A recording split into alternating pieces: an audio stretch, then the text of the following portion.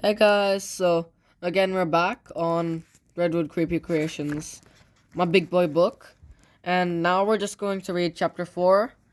We just finished off reading chapter 3, so right now we're going to read chapter 4, Cannonball. So like always, let's get right into it. We form a huddle, back to back, the four of us with still working phones, holding up our torches like a modern day version of flaming beacons. And Haley, cracking her knuckles, probably hoping to take out her broken phone rage on the mystery creature. I can see now that the cave we're standing in is like the tunnel. It hasn't formed naturally. It's been created by humans. Whether it was made by the Latchets or someone else, I don't know for sure. But it feels old, and makes me wonder what's been going on under our school for the past 200 years. Don't have to wonder too hard about what the Latchets were using it for, though. Look at those cages, I say, gazing at the piles of empty, half-mangled crates and cages heaped in piles around the edges of the cave. There are at least 40 different shapes and sizes, some of them with bent bars where whatever was inside it tried to get out. I shine my torch on the stack closest to me and see tooth marks and deep scratches, and it makes me shudder. We're not the only victims of the Latchet's cruelty. Poor animals. Boo-boo. Helly stops cracking her knuckles for a moment, and runs her hand over a deep gouge in the side of one of the cages. We've been so busy fighting what the Latchets have turned into their... Just me, Sonic.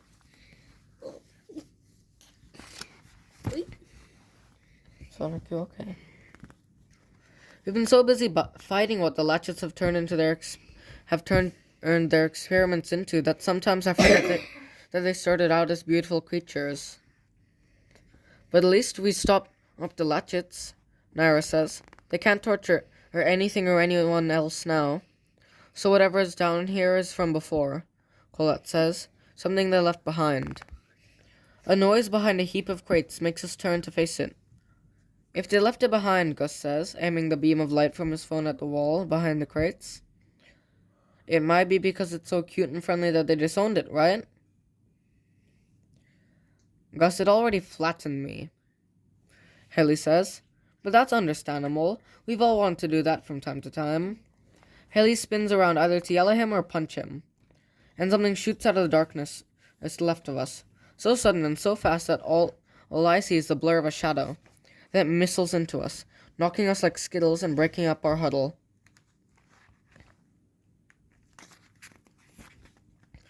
What was that? I say, trying to regain my balance and get a look at our attacker. But it's gone as quickly as it appeared.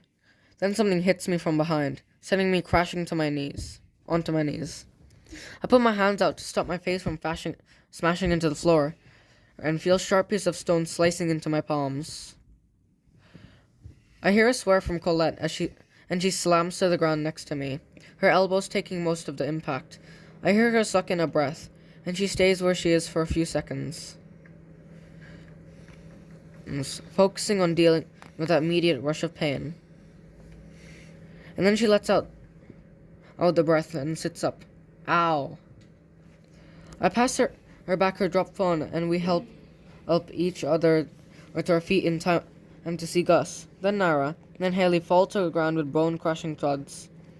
Only one of the torchlights is still shining, and that's currently pointing up to Gus's nose. We need to get out of here, I say. We can't fight when we don't know what we're fighting, and we can't see where it's from. I saw an exit, Naira says. Far right wall, behind the alarmingly large and mashed-up cage. Right, grab your phones if you can find them, and we huddle. We move together. I help Gus up and spot my cracked phone a meter or so to my left. I'm gutted it's smashed because there's no way my parents can afford to get me a new one, but I guess we have bigger worries right now. Luckily, the torch switch is on when I press the button. And as I turn to face the exit, I catch a glimpse of something darting into the corner. I saw it! I yell, focusing the glow from my phone into the darkness where it disappeared. But even while I'm looking, I hear a yell from behind me, a swear from Haley, a scream from Gus, and I know it's struck again. I stop searching for it.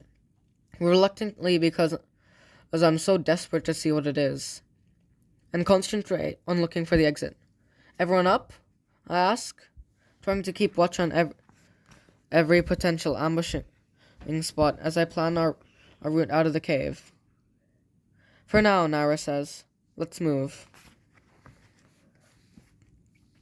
And we stumble through the dark, around the obstacles in our path, and towards the only way out of this room that isn't the way we came in. None of us even suggests going back to the kitchens. We're not leaving without Mr. C. And let's hope there's a freaking light switch through that doorway, Haley says. And some weapons. Gonna find me a good old-fashioned pointy stick.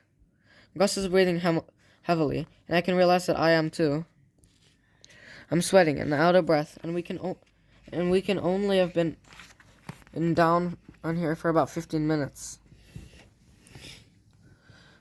And we're back to fantasizing about weapons again, Nara sighs. We end up in these situations way too often. Any movement your side, Angelo? Yeah, I got it. I say, catching the tip of a shadow darting away from a torchlight and back towards the far side of the room. This is our chance. Go now! And we huddle run onto the arch-shaped alcove that Nara found. And I hope that there really is a doorway there. And that it leads somewhere useful, or we're all gonna end up badly hurt. I see a door, Colette says, and I hear the screech of old metal as she pushes it open. We spill through the space behind it, tripping over each other and ending up in a heap. Someone shot it so the cannonball doesn't chase us. Gus gasps. And I realize he can't shut it because I'm lying on one of his legs. I scramble to get myself up, but then there's a crackle and a flicker, and light pings on. Too bright after the darkness of the cave, I instantly screw my eyes closed. Then try to force them open so I haven't just replaced dark blindness with light blindness. We need to know if we're still in danger. I managed to squeeze them open enough to give me a tiny slit-sized view of the area around me, and I catch a glimpse of a grey feathered creature speeding past us and disappearing into a white glare so bright that I can't focus on it.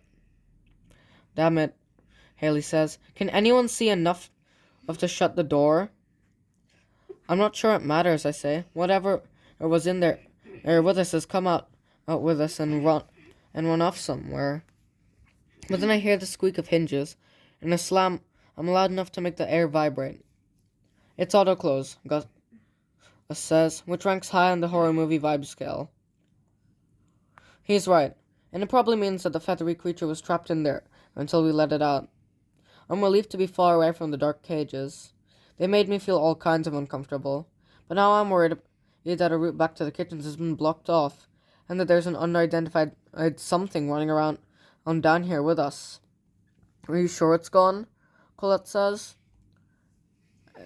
And I can just about make out the shape of her in front of me, sitting up and rubbing her eyes behind her glasses.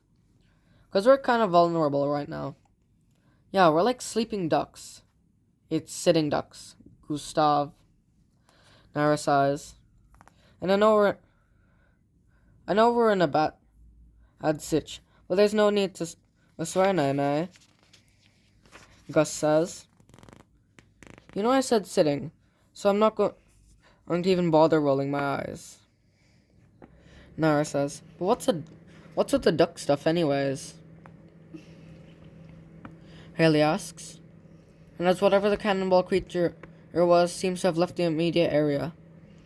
It's nice to have some chat while we try to get our breath back and our sight back, and rub our bruised knees. There are loads of things that are more vulnerable than ducks. Like supply teachers at the end of term, or the kids that come in on multi days wearing school uniform. On mufti days wearing school uniform. I squeeze my eyes tight shut, and then try to open them properly again. After a few blinks, I finally manage to get a proper look around us. We're in a corridor, not a tunnel or a passage, but a smooth, painted corridor. There are electric lights evenly spaced along the ceiling, and from where I'm sitting, at least 4 different doors leading off to who knows what. It's definitely gone, I say. Maybe it has a pack somewhere down here.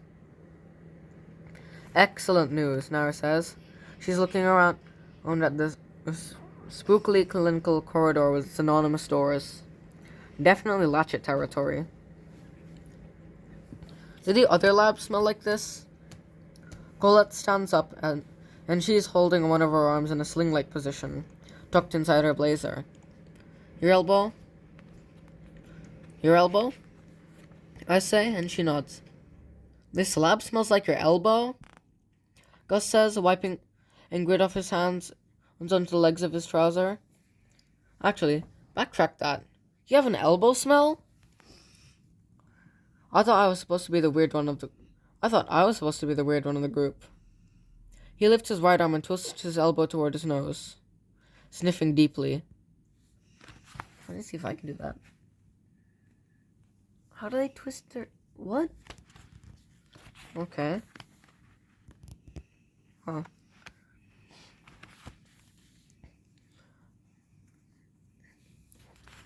I was checking to see if Cole's hurt her elbow, I say, which she has.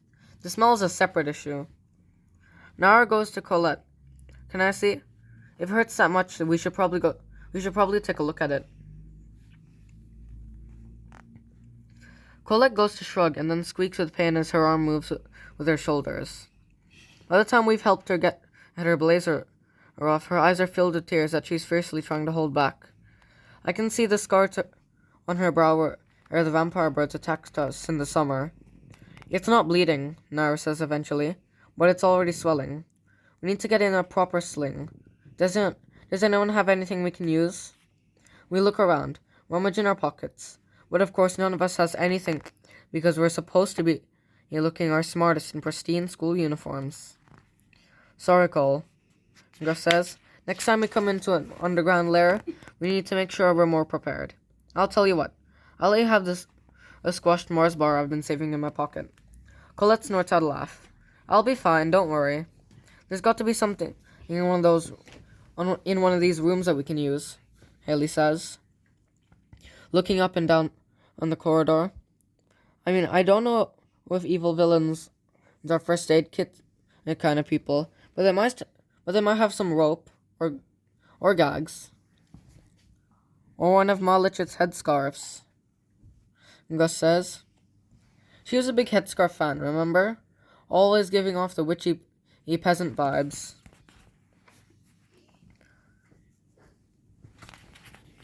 I don't care how much my arm hurts.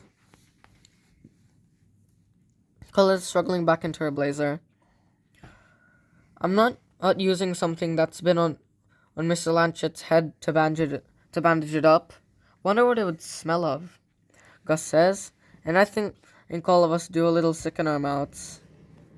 Speaking of smells, Naira says, there really is a stench down here. The last Latchet lab was clean and tidy, but its stuff down here has been left for months without anyone checking on it. And especially if the stuff of his living animals with no one to clean up after them, and odd. It's going to be turd central down here, Gus says. I look up and down the corner. So do we want to take the turrets to the right or the left first? Which way did the creature run? Cola asks. Left, I say. So it would be great if right feels like the correct way to go. Mr. Canton, Colette calls.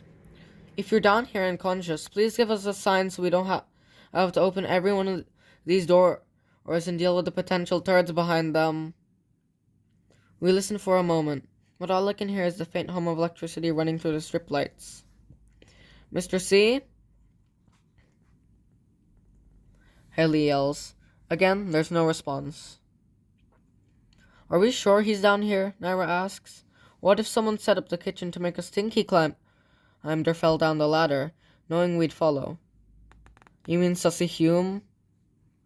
Gus says. Wouldn't be a shock. But if Hume really does want to get rid of us, then he surely wants to eliminate Mr. C too. Haley's rolling up the sleeves of her blazer and shirt. Hume knows that Mr. C knows what's been going on. He's as much of a threat to the whole Latchet domination plan as we are. But the Latchets are out of action, Colette says. They're locked up and going to trial soon. Why even bother continuing with whatever they were planning? Makes me worry that they know something that we don't. I've been thinking it for a while, but haven't wanted to freak anyone out. It doesn't feel like the danger is over, and maybe that's just me being paranoid because of everything that's happened, but I shrug.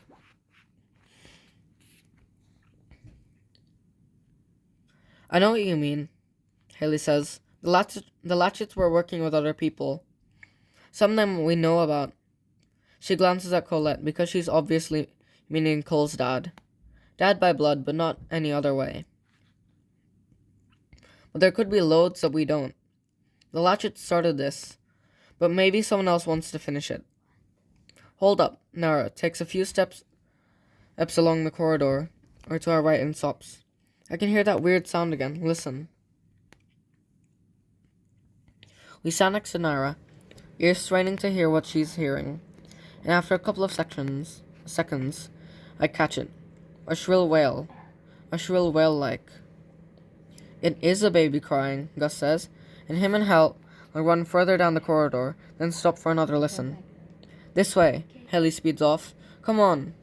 And that's it, decision made. We're exploring the labs no matter what, because even if Mr. C isn't down here, something else is, and we need to find out what. So yeah, that's it for Redwood Creepy Creations Chapter 4, Cannonball. I really hope you guys liked it.